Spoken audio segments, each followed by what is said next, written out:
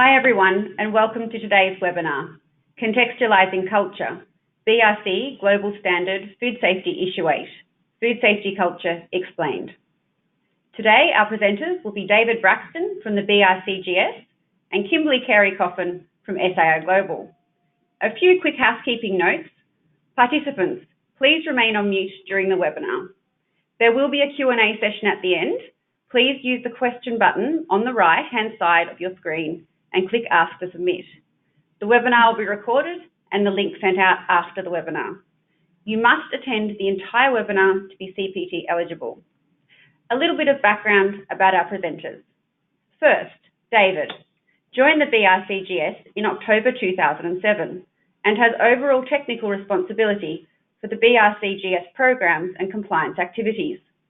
David has recently chaired the working groups developing the new Issue 8 of the BRC Global Standards for Food Safety and was part of the GFSI working group on food safety culture. Prior to this, David had worked for a certification body originally as an auditor before becoming the Quality and Processing Director with responsibility for all post-farm gate certification schemes including BRC, ISS and ISO 22000.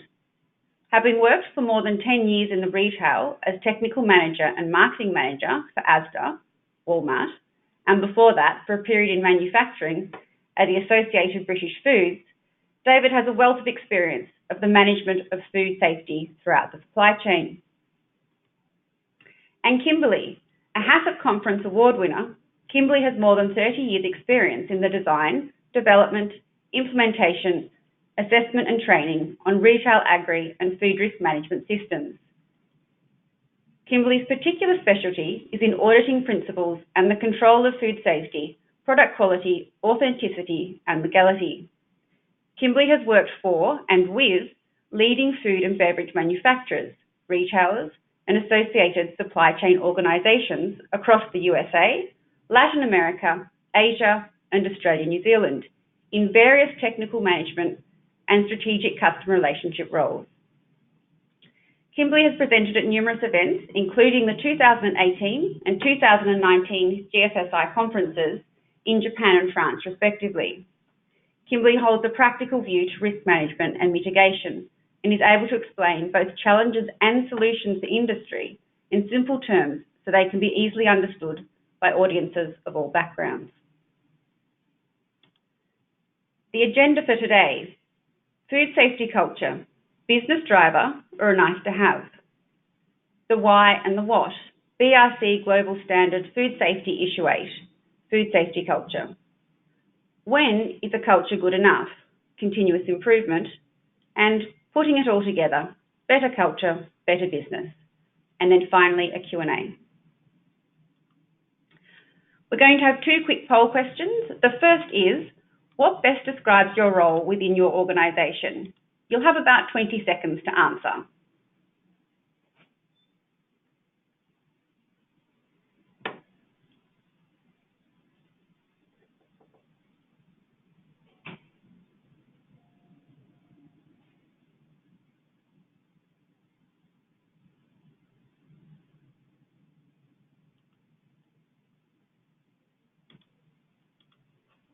And our next question, what is the size of your organisation?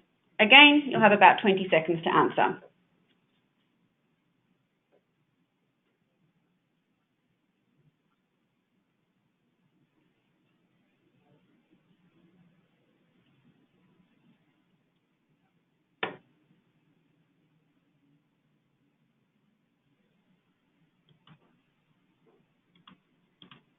Okay, so let's get started.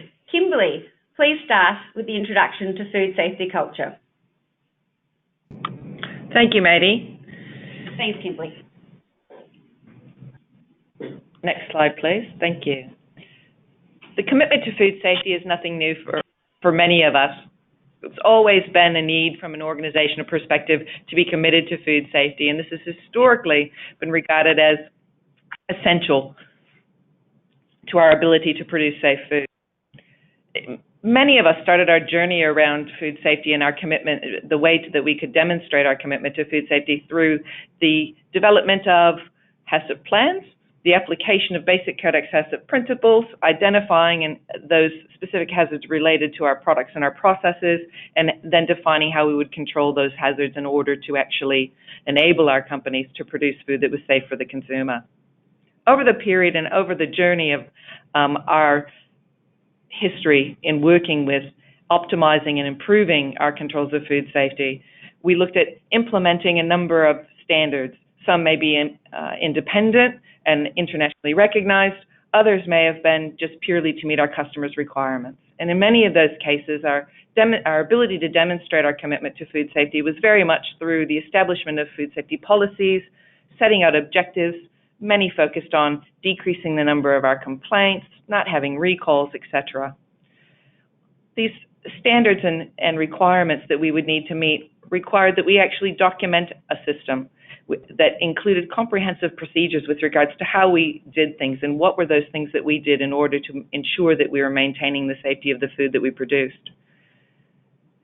We could then actually subject our organizations and further demonstrate our commitments through audit processes or inspections, our own internal inspections of our facility, to demonstrate how well we were actually meeting those procedures that we had set out for controlling the risks associated with our products and the hazards that could render them to be unsafe.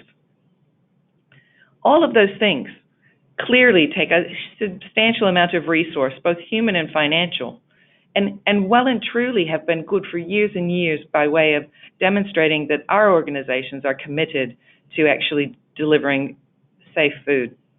The question really is, isn't that enough? In recent times, there's been much discussion about we need more. We need food safety culture.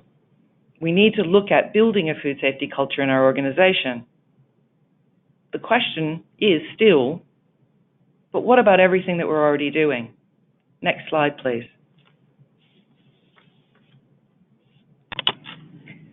Just a quick poll question here too. Can I ask, are you currently certified to a GFSI standard? We'll give you a few moments to answer that, and then Kimberly will continue.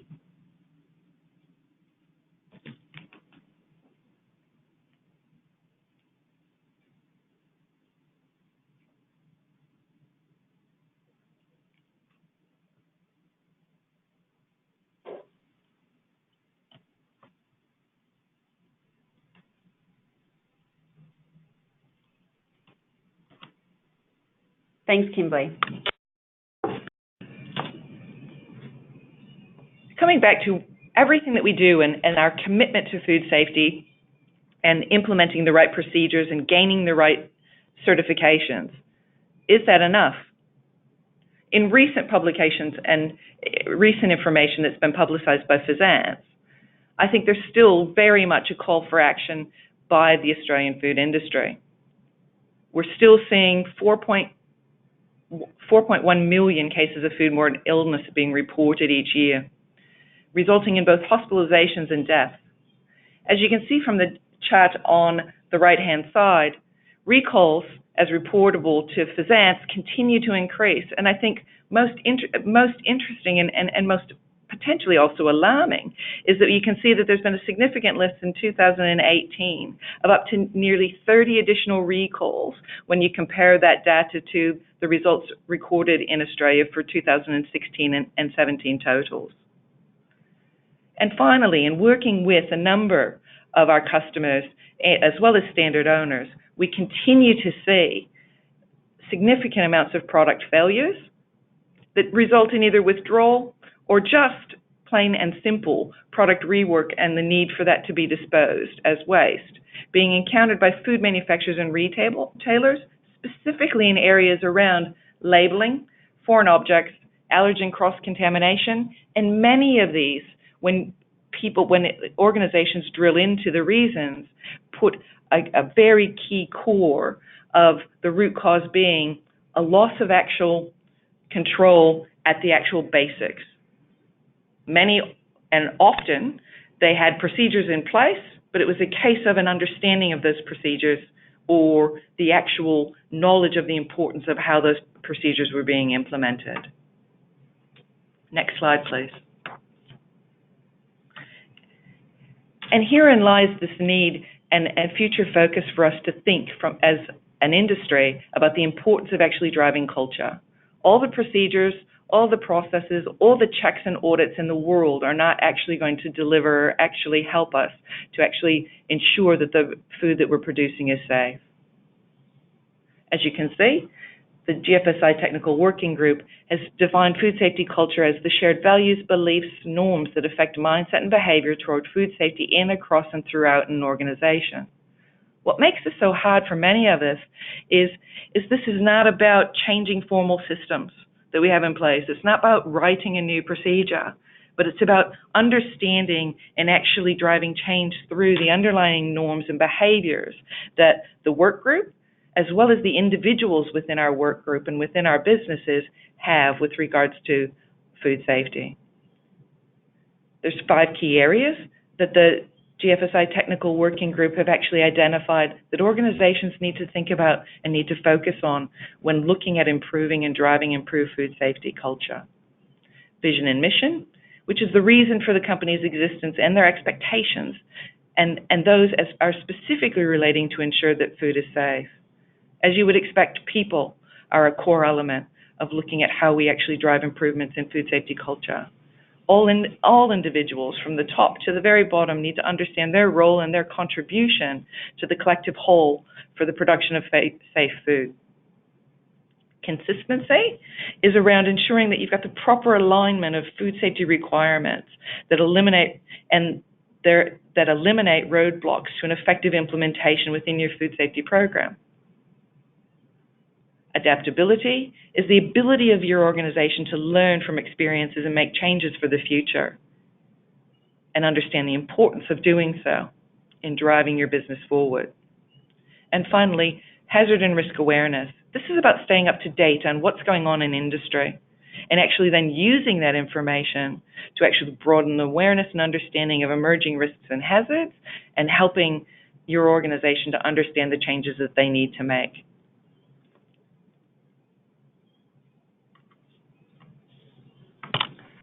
A further quick poll question.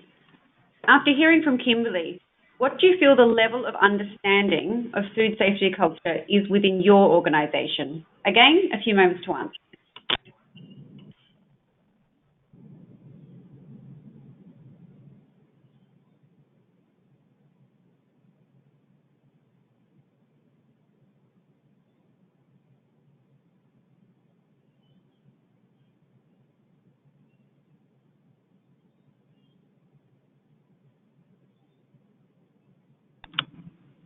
Thanks, Kimberly.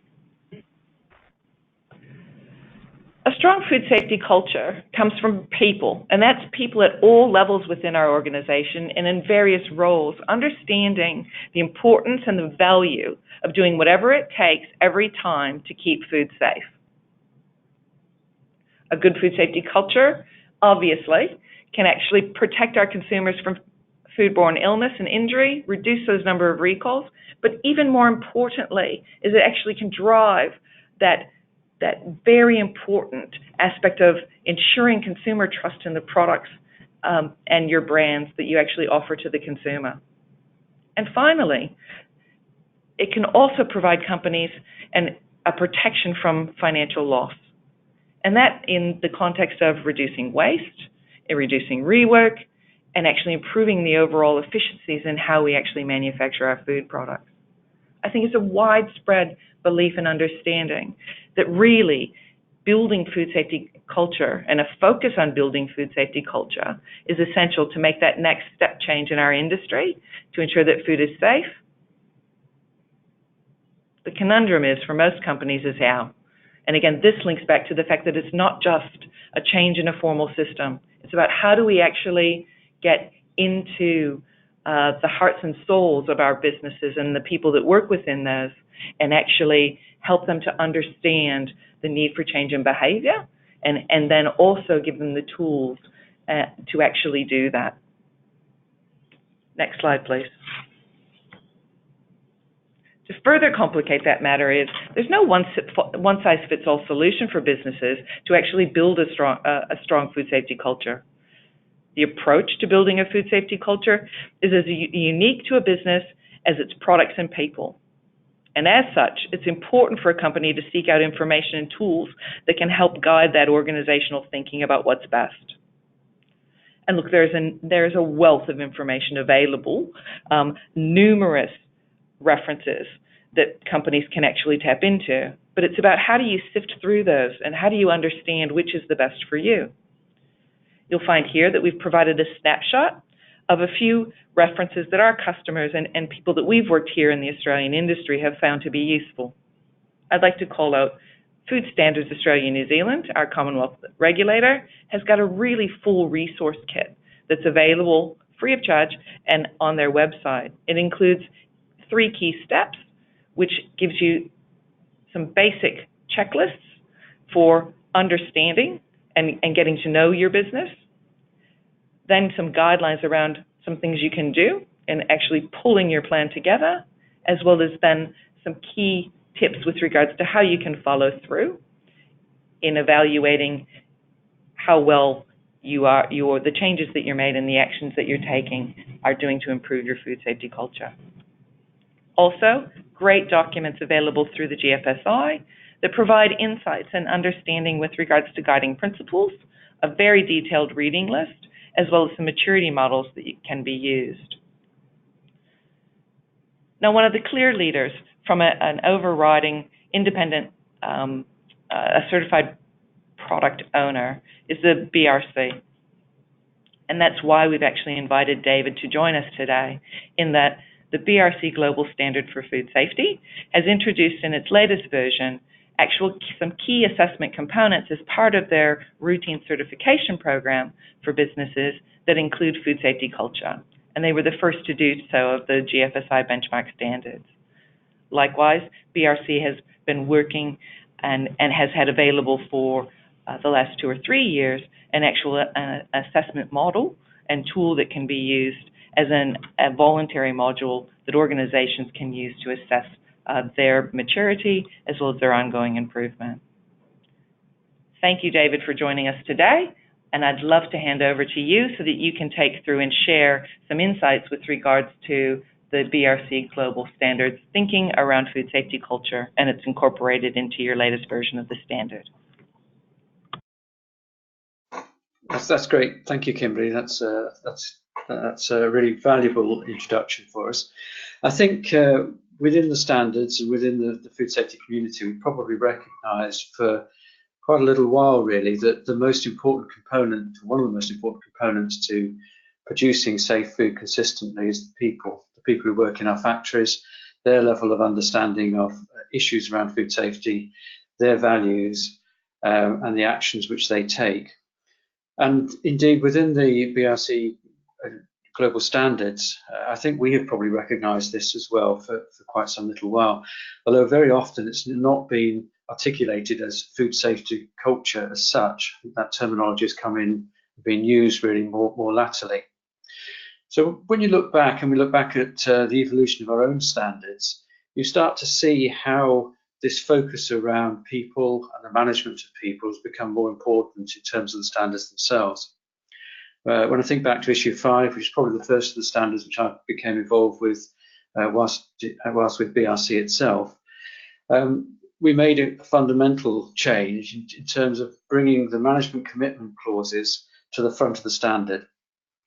And we made the statement, I think, at the time that the most fundamental part of the whole standard really was that commitment from senior management within the business to food safety. And that, I suppose, was perhaps the first indication of how this emerging concept of culture was beginning to play through into the standards. By issue 6, we'd introduced voluntary unannounced audits. Now, I know they weren't very popular at the time, and perhaps they've mixed popularity even now, and they do remain voluntary. But the concept here really was thinking about the standards and the way we operate our standards as the responsibility of an entire management system. Too often in the past, the technical manager was charged with ensuring that they met the external standards, and his job or his responsibilities and rewards were often very much entrenched in his ability to be able to guide an auditor through a successful audit. In fact, what we wanted to encourage was this concept of shared responsibility across management teams and across the supervisors and other people within the industry, within that particular business. The voluntary module forced that in a sense, because it meant that now you could have an audit when your technical manager was not present, when production people had to take over the responsibility for explaining what they did and why they did it. And that was a move towards a shared responsibility and to a change in the way in which the management within factories should view food safety. So moving on forward with issue 8, this for the first time we've actually put some specific clauses around the term of food safety culture, and I'd just like to take you through a little bit of the thinking process behind that and what we're expecting now as part of the audits which are starting against the BRC standard. Next slide, please.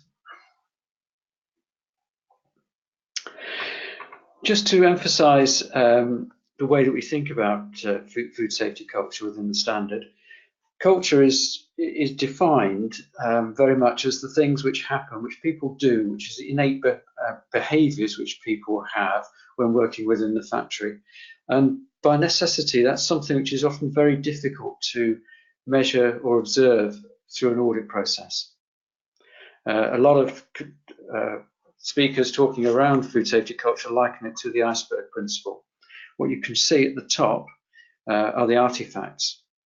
But what's actually happening and happening when people are not present, the great submerged part of the iceberg is to a large extent that culture which is happening within a business. But nonetheless, there are a number of requirements within the standard itself, physical artifacts that are measured when we think about it. So areas such as the food safety policy, what we're actually saying about our business and our values, the way we have set objectives and the way we review those objectives and the relationship to food safety, the meetings that are held and the way that communication takes place, the resources which are available to effectively manage the food safety within our business, the HACCP and the level of risk awareness, the way that we deal with corrective actions, preventative actions when things go wrong, the responsibilities and the way that we share responsibility within the management team, and of course training, which is most often thought of as a key aspect to culture. All of these things are now and have been for quite some time within the standards themselves and are measured as part of the audit process which go on against the standards. Next slide, please. When it came to the working groups to work on our most recent standard, the issue 8 of the standard, we had long debates within these working groups about how we could actually move on a stage further in terms of culture and measuring culture. I think we all recognised that it was a fundamental part of food safety. We all wanted to find a way that we could actually put this into the standard. In particular, what we wanted to do was to raise the level of awareness amongst the factories that are being audited to the standard. We recognised that we were in a very fortunate and unique position in the sense that there were some 20,000 sites around the world who rely upon and use the food safety standards of BRCGS, which put us in a leading position in terms of being able to prompt, influence, encourage people to be thinking about the issue of culture as part of the audit process. One thing that we were very clear about, however, within the group is that we could not attempt to actually measure the culture of a factory. And that's, as I say, is because a lot of what goes on, a lot of the culture is that which is not seen. It's what people do when nobody's watching. And that is something which is very difficult for an auditor who's visiting a factory perhaps for 2 days in a year or 3 days in a year to properly evaluate the culture of a factory. And it had the potential to be very contentious if an auditor was to criticise or comment upon the culture of a factory which the management perhaps didn't agree upon. So we were very clear that we were not at this standard attempting to measure the cultures of the cultures of a factory. But instead what we wanted to do was to develop a set of clauses which raised awareness, sets expectations for sites, and drive continuous improvement through a set of auditable requirements which would enable us to improve cultures or help sites to improve their own cultures. Next slide, please. So we developed and added into Issue 8 a single clause, which is broken down into a series of different components. What I'd like to do now is just take you through what the requirement is in the standard, just give a little bit of an explanation of what we're expecting and how we expect those to be delivered. So we said the site's senior management shall define and maintain a clear plan for the development and continuing improvement of food safety and quality culture. So the key thing here is it's for the individual sites and their own management to identify what they believe is most appropriate for their particular business, reflecting on the fact that the cultures in different businesses are at different levels of their development. Though each business was likely to have strengths and weaknesses in terms of their culture. Even the best of businesses will have areas which they may see as areas which they need to strengthen or continue to improve. And it's not for our auditors to define what a site needs to do or should, in terms of their own priorities. So what we're looking for is that sites actually identify the areas which they believe will be best in terms of the improvement of the overall culture within their business. They needed to think about it. They need to document it and put a plan together to develop the ideas or the activities which they're wishing to take place, which has helped to drive that culture forward. It needs the support of the most senior management within a business, because without that commitment from the senior management, it becomes very difficult for businesses to make a change or improvement. The plan has to be based on the defined priorities, the strengths and weaknesses, as I say, that the site has defined. It's not for us to define it, and it's not for the auditor to define it. What we're looking for is, having decided upon the areas which you want to concentrate, that a plan is put in place, and there's a commitment, and that plan will form part of the audit undertaken by the auditor. And as part of that audit process, the senior management at the site will be expected to be able to talk about the plan, why they've chosen these particular attributes to work on in this particular year, and how they're going about developing it. So that will form part of the audit process. Next slide, please.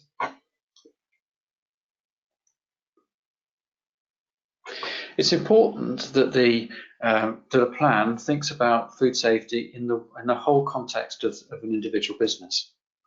So the first key bullet point within this clause says defined activities involving all sections of the site that have an impact on product safety need to be included in this plan. So while often we tend to think about the people who are working with product on the shop floor as being most influential in food safety, actually the culture of a business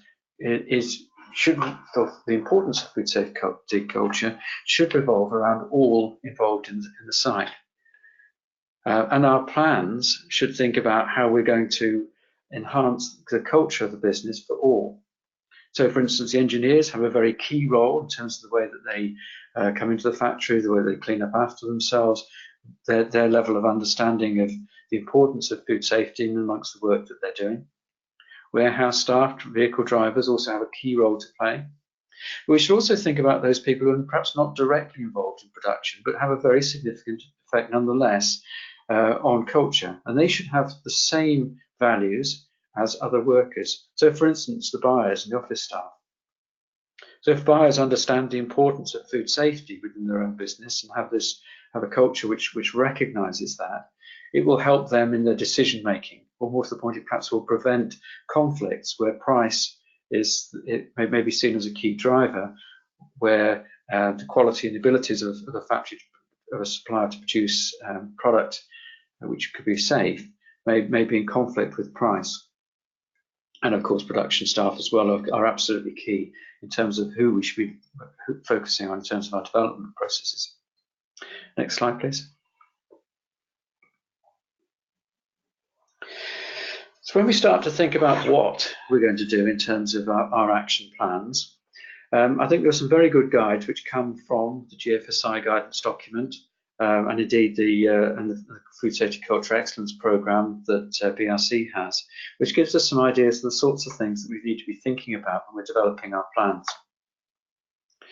So when we think about purpose, We're thinking here really about the vision and the values of the company, how we articulate that through our policies, how we, so most companies will have a quality policy statement. Many of them are fairly bland things, unfortunately, but we need to think about how we actually take that policy statement and make it real for people. We need to understand whether the targets which we're setting reflect the importance of food safety within the business, or do they just look at aspects such as volume of production, downtime, and the like? Or are we actually also measuring things such as cleaning standards, quality of product? Does that all get reflected back into the targets and the metrics and things that we're measuring within the business? Because that does affect the way that people think about the company and the things that the company is valuing. We need to think about the people. So are they empowered? Are people in a position where they have sufficient knowledge and awareness that they can make decisions of their own, or do they have to always revert back to management and wait for management to make decisions around safety or quality issues? So there's a way that we can think about how we may empower people better. Do our rewards systems, such as they are, reflect on food safety, or do they just look at aspects around production volumes? So there may be an opportunity for us to look at how we reward people and encourage them to take or have the behaviours which we're looking for. We perhaps need to look at our team working and how we reward and encourage teams to work together, and importantly, how teams of people work between teams, and how we can develop that ability to work through teams. Maybe we need to look at our training. Do we just give them our staff induction training when they first begin, or do we have refresher training? Do people really understand the risks associated with a particular part of the job that they're doing, so that they have that level of awareness which enables them to act independently? We need to look at how we communicate. So maybe there are things that we can do in terms of the way that we convey information within the business. Are there mechanisms where workers are able to feed back to supervisors and supervisors to managers within an organisation, which encourage the continuous improvement?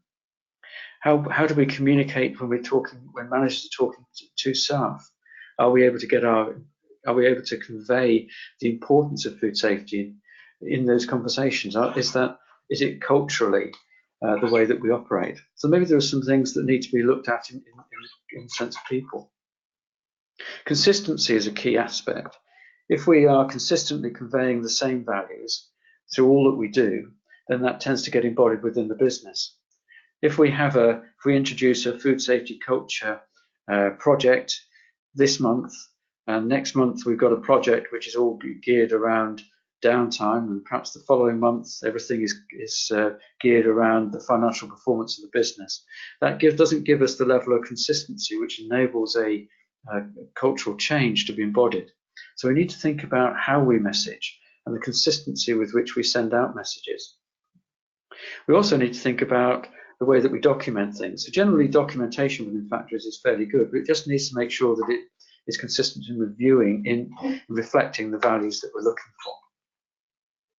Or maybe we need to be thinking about the proactivity and risk awareness within the business. Do all staff really understand the risks and therefore able to act upon them? A very good example of that perhaps is around allergens. Allergens have become increasingly important, obviously, in the food industry. But how do the staff really understand why we're not allowed to bring nut products into a factory, or the risk of cross-contamination between a dairy and a non-dairy based product?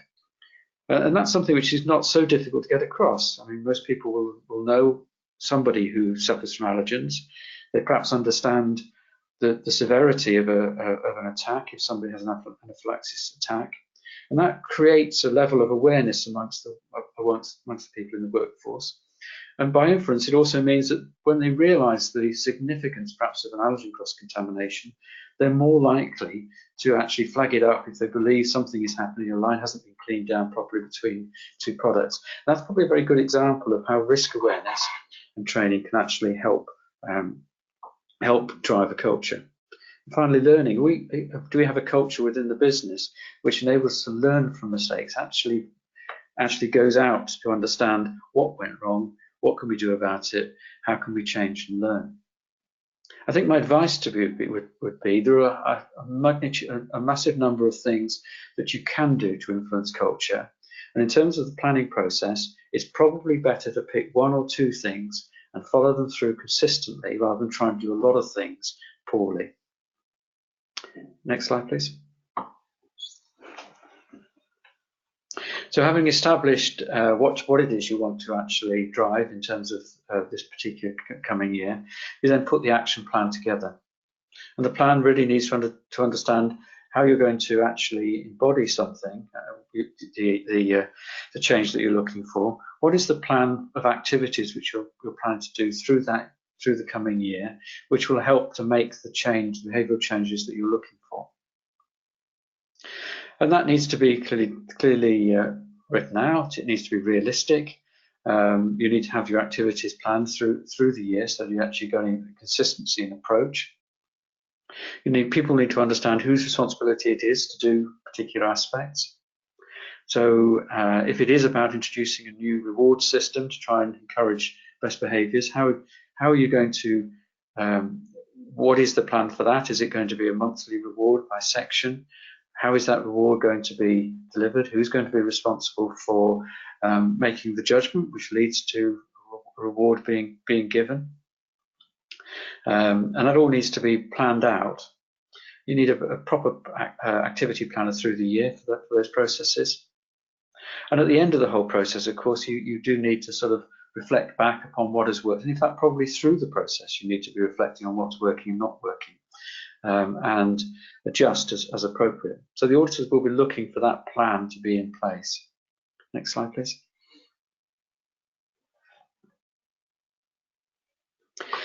And not for auditing in the first year, but in the second year of the programme, the auditors will be looking for how you've reviewed the effectiveness of the completed activities. So having put your plan in place, having decided upon what it is or attributes you particularly want to focus on, you need to develop your plan, implement your plan, and finally at the end of the year, review the effectiveness of those activities. Do you think it's really achieved what you're looking for? And use that to address the activity plan for the following year. It's a continuous process. But to be clear, on the Issue 8 audits, we won't be looking for this review process clearly until your second audit against Issue 8, because clearly you have to have time for the action plans to have effectively to have been delivered. In terms of the review and the process for establishing whether it's been successful or not, there are various programs which you can use. We have a culture excellence tool, but we don't insist on any particular method of evaluating the effectiveness. But you just need to be able to reflect on it, show how you think that the actions you've taken may have improved food safety culture, or maybe they haven't. And that in itself is a learning, which then feeds back into what we do the following year. Next slide, please.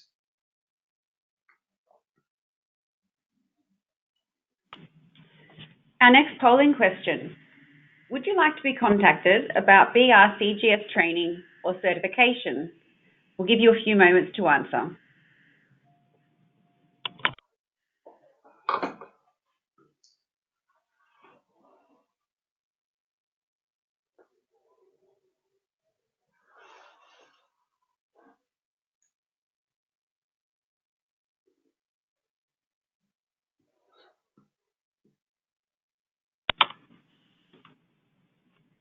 Okay, David, we're now going to move on to when is a culture good enough and discuss continuous improvement. Thank you. Okay, thank you. Well, sometimes we get asked, when is a culture good enough? And I suppose the answer is, it is a process of continually improving, and it is a process of continually reinforcing, I suppose, the behaviours that we're looking for within our businesses. And I think when you think your culture is good enough, that's probably when you need to start being concerned, because as soon as complacency sets in, that's when the culture will begin to dip. It is hard work. It's a process which you need to continuously be renewing, refreshing, thinking about new ideas about how you can actually get your values across. So I suppose the simple or rather trite answer is a culture is never good enough. We should always be looking for improvements and methods of moving forward. And there are a number of, and sometimes there may be some value in actually exposing your culture to external scrutiny just to try and understand how strong it is, and again to identify areas where you may need to focus, which perhaps are not always apparent to management working within a business. And there are a number of different models out there by different people which help businesses to establish or to evaluate their culture and feedback on it. Within the BRCGS, we have the Culture Excellence module. We're not pushing that particularly. You don't have to use our module, but it does. I've used it just as an example here, really, of how these external models can help businesses. The excellent Culture Excellence model, which BRC use, has been developed by a scientific team made up of pioneered really by Dr. Joanne Taylor, who's an acknowledged expert in food safety culture, and has been studying the area for about nearly 20 years now, and developed her own module. The process is based upon an independent survey of staff who complete a survey independently of management. They provided a link. The information is collected by externally.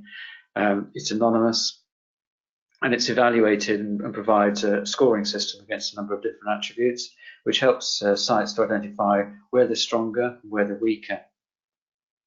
But also, I think what's quite important is it also provides some guidance notes which actually help understand where the weaker areas and stronger areas are, but what sort of actions you might wish to do to strengthen stronger areas, or perhaps work on the weaker areas, depending on what you want to do.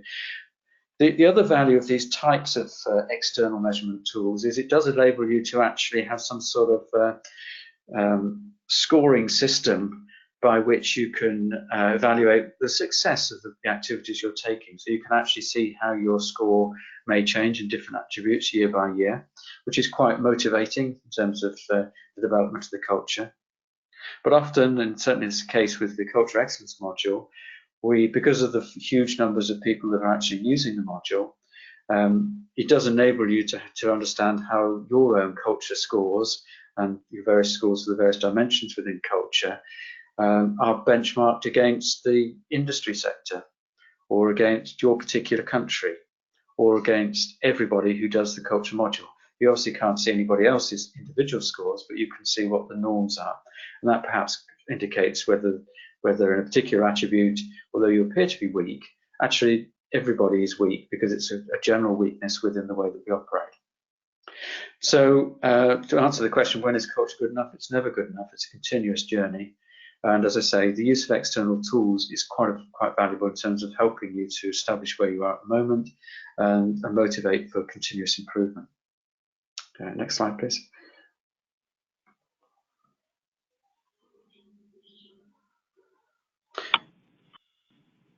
So jumping in then.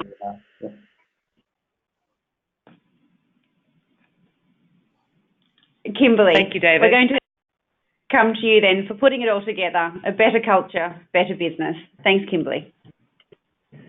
Thank you, Mady. Thank you, David. And really, just a short summary of the discussion topics that we've covered today. And I want to thank David for the great input and really deep thinking with regards to that BRC has had in regards to food safety culture. So when we look at food safety culture, it may be scary as organizations, but I think what we need to understand is it's not simple. So building a food safety culture is not simple. And when I say simple, I mean it's not just simply a change in procedures or a change in our systems and we tick that box and we move on. As David said, it's a journey. Well and truly, it's one that we need to start, and it continues and it develops and it will change over the course of our organization's development. It's unique to each and every business. There isn't one solution or one simple guideline that you can actually apply, and it really is as unique to us as our products as well, and our people. Most important is that it requires very strong leadership, and it really needs a whole of business focus and understanding. People need to understand what their role is and what their contribution is to food safety and how they actually can affect producing safe food. As I said, the key is just to get started, and there's really 3 key steps, and you can really look at those in very, very complex methods and very complex descriptions, but it's really well and truly is really working out where are we now? What is our baseline for food safety culture? You know, there are many things that organizations do by way of just meeting the key requirements of many of the standards that they're audited to, that already will actually give you some indication of where are we at with regards to the maturity of our food safety culture. So it's about taking an inventory of what you're really doing now.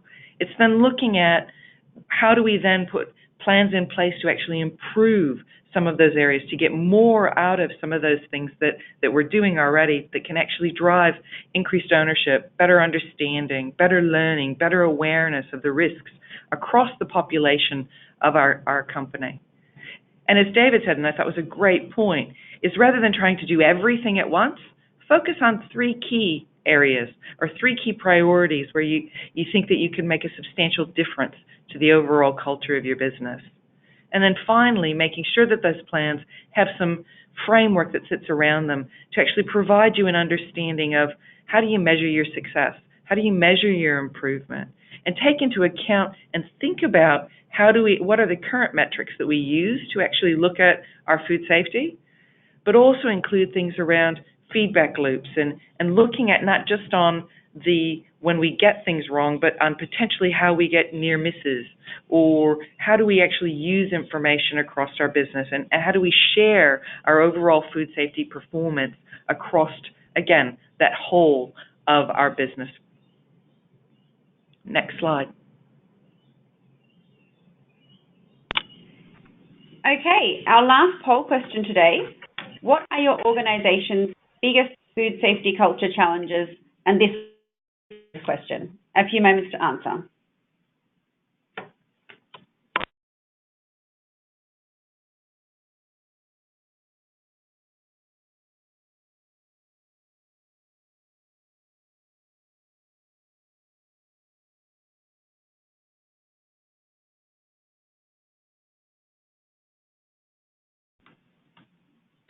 We've now moved to the question and answer aspect of this webinar.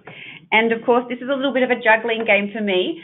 For those of you listening, we have Kimberly dialing in from Melbourne. We have David dialing in from the UK, and myself and my colleague from Sydney. So it has been a bit of a challenge. And as the questions come in, I'll be putting those back to David and Kimberly, paraphrasing, and of course, trying to collate and merge as best as I can. Also, if we don't get to all the questions, we will endeavour to answer some of them later via a blog post or some such way like that. So looking at them coming in then, I might ask Kimberly, does implementing a food safety culture mean we have to change everything we do? And I think there's a few other questions where there's an implication that doing a survey is not enough. So yes, do we have to change everything we do? Thank you, Mady, for that question, and thanks for participants for actually raising that. Absolutely not. I think David did an excellent job of actually contextualizing for us how the BRC have looked at that as they've looked at, the requirements and how to build in requirements and recognizing the things that their standard already had in place that actually have an impact on overriding food safety culture. And to the key point, in my follow-up, really the first place to start is taking that inventory of what do you already do that actually has an impact on getting things right and doing what's right when nobody else is looking. So absolutely not. It's really around how do you refine that, how do you build on it, and how do you improve it. I would agree very much with Kimberly on that. I think every business has a culture. And many businesses have very good cultures. It's really just about tweaking and moving forward in particular areas you've identified as being perhaps areas to concentrate on. So you don't need to change everything. Okay, thank you guys. Next, David, is performing the initial food safety culture assessment module enough? And if not, how often should food safety culture be monitored? So when we're talking about the module, we're talking about the culture excellence module, or whatever you do to actually measure your culture. No, that isn't anything like enough. That's your start point. If you do things like the modules, it helps you to identify your strengths and weaknesses. That's all it's doing. All the hard work comes after that. It's about what you do about it. And generally, we would recommend that changes in culture are slowly implemented. So we generally recommend that you measure it and assess how you've progressed, probably on a yearly basis. That's great. It also just ties in, and you answered it, but just to clarify, doing the food safety culture assessment is probably the best starting point. I think Kimberly mentioned earlier on, it can seem very overwhelming. So getting started in that point, identifying your strengths and weakness, you'd say that's a good place to start? I think definitely. I think most businesses will have a level of awareness themselves of where they think that they are good, and perhaps areas which they would want to work on.